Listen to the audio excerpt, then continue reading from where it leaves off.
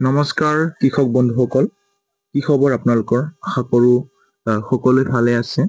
আজি মই ছাগলী পালনৰ লগত ৰিলেটেড থকা কেইটামান মেডিচিন, ভিটামিন বিষয়ে কথা পাতিম।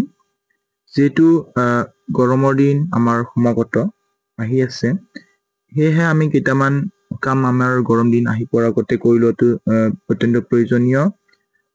গৰম দিন অহালৈকে আমাৰ ছাগলীবিলাক প্ৰায় শীতত আহিব। ঠাণ্ডা দিনতকৈ আমাৰ গৰমৰ দিনত শীতত বেছি আহে।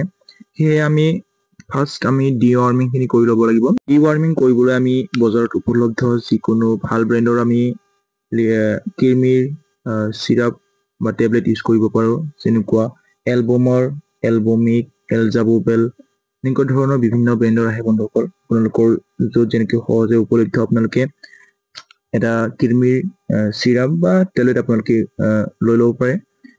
আৰু আপোনালোকে ডিৱাৰ্মিং কৰাৰ 2 দিন বা 3 দিন আগৰ পৰা আপোনালোকে লিভাৰ চিৰাপ আপোনাৰ ছাগলীটোক খুওৱা অত্যন্ত প্ৰয়োজনীয়। নহ'লে আপোনাৰ ছাগলীজনী বা ছাগলীটোৰ আপোনাৰ লিভাৰৰ প্ৰব্লেম আহিব পাৰে।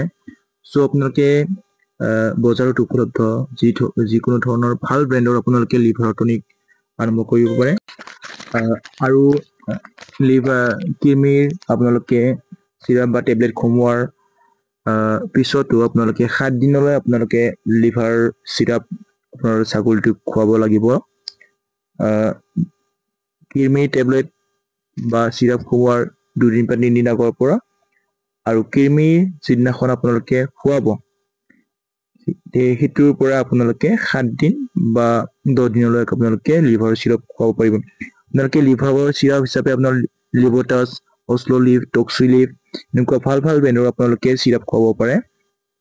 এইকেইটা আপুনি স্ক্ৰীনত যিকেইটা দেখা পাইছে এইকেইটা লিভাৰৰ টনিক হয়। আৰু মনত ৰাখিব বন্ধুসকল, আপুনি কৃমিৰ যেতিয়া দৰৱ দিব, এইটো আপোনালোকে যাতে ৰাতিপুৱাৰ ভাগত খালী পেটত আপোনালোকে কৃমি টেবলেটটো দিয়ে বা কৃমি চিৰাপটো দিয়ে। তাৰপিছত আপোনালোকে ছাগলীটোক কৃমিৰ দৰৱ খোৱাৰ পিছত আপোনালোকে 1 ঘণ্টা বা 2 ঘণ্টা একো নোখোৱাকৈ থৈ দিব খালী পেটত। তাৰপিছতহে আপোনাৰ ছাগলীজনীক বা ছাগলীটোক আপোনালোকে খাদ্য খাবলৈ দিব। আশা কৰোঁ ভিডিঅ'টো আপোনালোকক কিছু পৰিমাণে হ'লেও লাভান্বিত কৰিব।